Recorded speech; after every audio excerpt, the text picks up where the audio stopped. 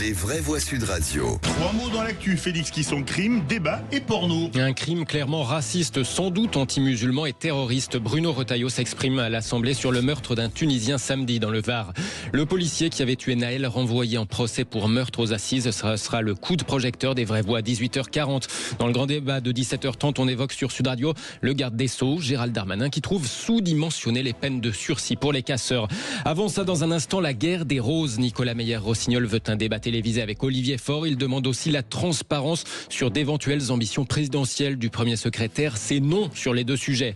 Et puis, amateurs de Pornhub, de YouPorn, tendez-la bien votre oreille. Dès demain, plusieurs sites de porno seront inaccessibles en France. Ils protestent contre la vérification d'âge obligatoire pour les utilisateurs. Les vraies voix Sud Radio.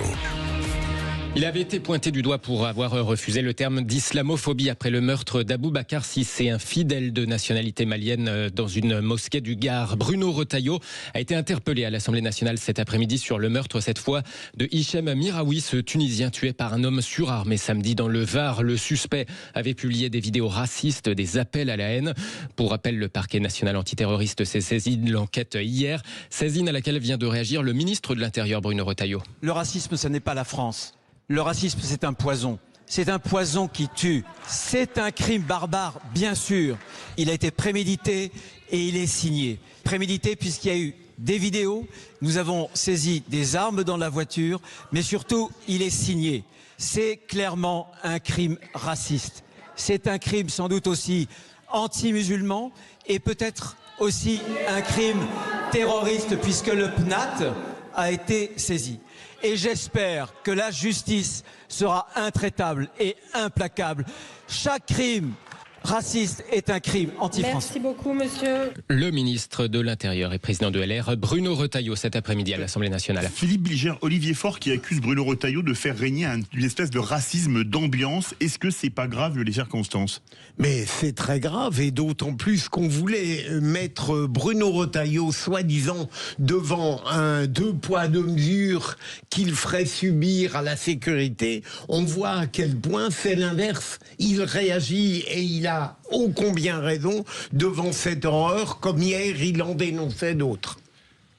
Et en même temps, Bruno Retailleau, pour le moment, on tarde à voir venir ces résultats efficients, effectifs sur le terrain, parce que moi, j'ai pas le sentiment que l'état de la France s'améliore. J'ai pas le sentiment que, la concorde règne dans les rues de Paris après avoir festoyé une Coupe d'Europe.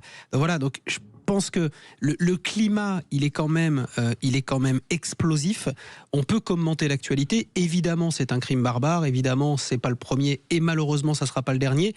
Il faudrait peut-être qu'à un moment donné, la classe politique, dans son entièreté, prenne des dispositions pour que tout ce type de crimes et d'exactions, qu'elles soient terroristes ou autres, n'aient plus lieu dans notre pays. Farid Temsamani. Je pense qu'on attendait le ministre de l'Intérieur, surtout suite à l'affaire du malheureux Aboubacar Cissé, si je ne dis pas de bêtises. C'était à Lunel, là. Où là, le ministre de l'Intérieur a quand même relativement tardé avant de réagir, avant même de se présenter sur les lieux. Là, en tout cas, il a corrigé le tir. On ne peut pas lui reprocher, puisque les mots sont très clairs, et on ne peut que le féliciter.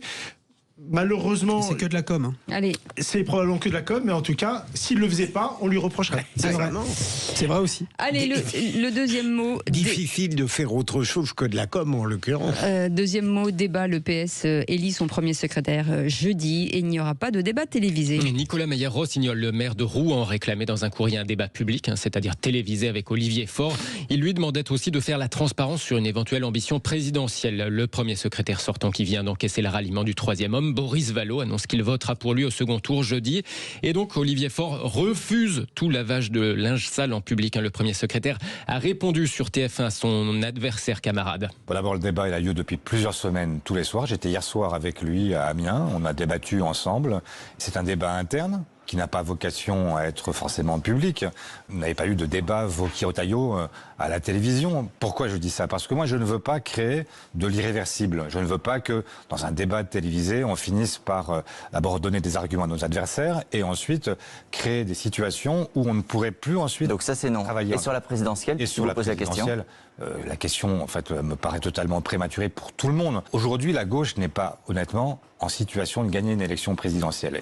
Pas de débat, répond Olivier Faure sur TF1 ce matin. C'est dommage, répond sur Sud Radio le député PS de l'Essonne et soutien de Nicolas Meyer-Rossignol, Jérôme Gage. C'est quand même un peu dommage que le Parti socialiste fasse son congrès, non pas en catimini, mais dans l'intimité, si j'ose dire, des sections ou des fédérations socialistes. Si on a des choses à dire, on est un grand parti, on a des positions, et ce débat, il est transparent, ça nous singularise d'autres formations politiques à gauche qui sont pas capables d'organiser un congrès, qui sont pas capables d'organiser de la démocratie en leur sein. Et donc moi, j'aurais trouvé intéressant qu'on dise les débats qui traversent les socialistes, parce que en fait, c'est des débats qui traversent la gauche et qui traversent le pays. Donc je regrette que Olivier Faure n'ait pas assumé cette confrontation démocratique qui n'aurait pas été un pugilat. Jérôme Gage du PS au micro de Jean-Jacques Bourdin dans le Grand Matin Sud Radio. Petit mot, Sébastien. La vérité, merci. La vérité, c'est qu'Olivier Faure n'a pas plus besoin de débattre, puisqu'avec le ralliement de Boris Vallaud, il a mécaniquement gagné. Donc aujourd'hui, l'idée, c'est de prendre le moins de risques possible. Après, il aurait pu être fair play. Mais bon, oui. Allez, on passe à votre troisième mot, porno, avec ces sites qui seront hors ligne dès demain. À commencer par celui-ci. il y en a qui va pleurer autour de la table. C'est pas moi. Philippe B. Vous les regardez, non. franchement. Non, il est fait. Est-ce que vous l'avez reconnu celui-ci? Non. Ça va? Non, je connais pas. Je connais pas du tout. Non. Faites pas les innocents. Ah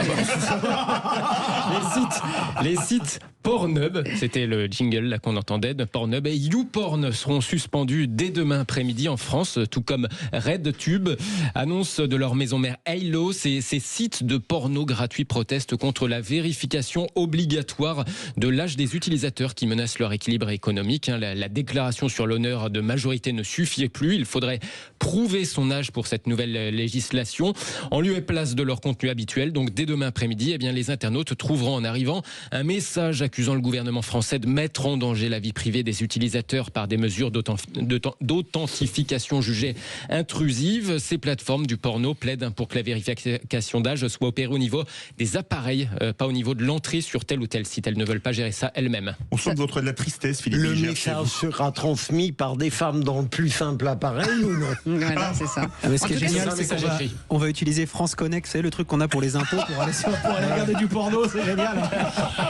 Ce qui est bien, c'est que vous avez écouté tous religieusement, les garçons. Exactement. Ça vous a passionné. Il n'y avait pas une mouche qui vole. Rarement je m'étais senti aussi écouté sur une actu, honnêtement. Surtout du côté de la régie. Ouais, Vous avez eu de la profondeur, là. Mais vous avez dit que c'était un sujet intrusif, quand même. Allez, ça y est, les blagues de garçons. Voilà. On sort du vestiaire. Et dans un instant, on va revenir sur un sujet plus